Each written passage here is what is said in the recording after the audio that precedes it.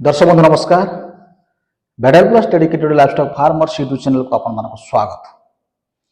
दर्शक बंधु, प्रत्येक स्तन्यपायी प्राणीर मुख्य अंश होउछि मामारी ग्लैंड। यह ग्लैंड कह जाए कारण ये ग्लैंड रे दुग्ध संचित होता है एवं आवश्यक स्थल में यह क्षरण होता है। यह स्तन्यपायी प्राणी मानक शावक माने पी बंची थांती। सेहीपरि गृहपालित प्राणी तथा गाई और महिषी मान क्षेत्र में यह मामारी ग्लैंड को ऑर्डर बा पन्ना बोली कह जाए।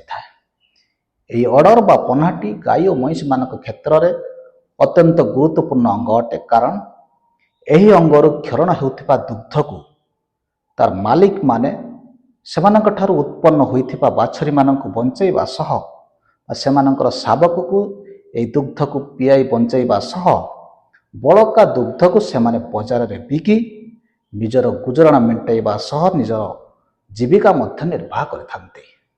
अपरपक्षे आम देश भारत समग्र पृथ्वी रे अधिक गाई और महिषी थिबा देश एवं आम देश समग्र पृथ्वी रे दुग्ध उत्पादन प्रथम।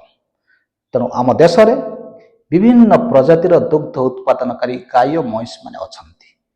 तेणु आम देश रे थिबा गाई और महिषी मानक मध्यरु 90% गाई और महिषी एक मारात्मक जनित रोग शिकार होता, जहाँफल सेमानकर पन्ना खराब होगा सह सेमानकर उत्पादिका क्षमता मध्य ह्रास घटी।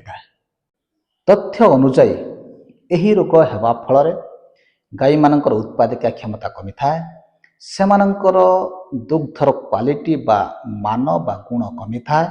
यही सबू होगा फल आम देश भारत वार्षिक 7,165.51 कोटी टंकार आर्थिक क्षति सहूची। निश्चित भाव आम देश एक बड़ आर्थिक क्षति अटे।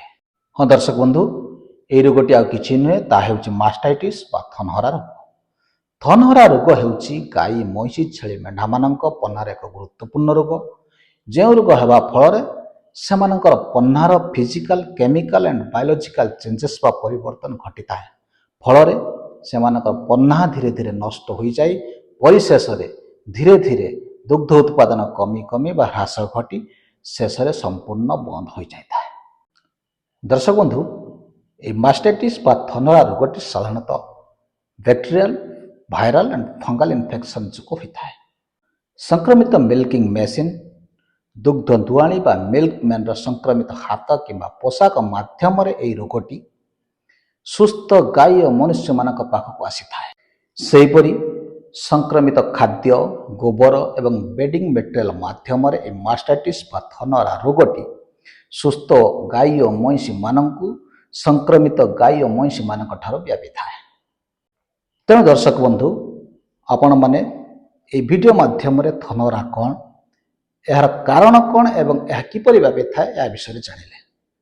तेणु ए वीडियोटी निश्चित भाव आपण मानक काम आसिबो एवं ए मास्टाइटिस उपरे आउरी मध्य अनेक उपादेय तथ्य एवं नुआ नुआ वीडियो माने प्रस्तुत करूछु। तेणु आज विदाय दियंतु। नमस्कार।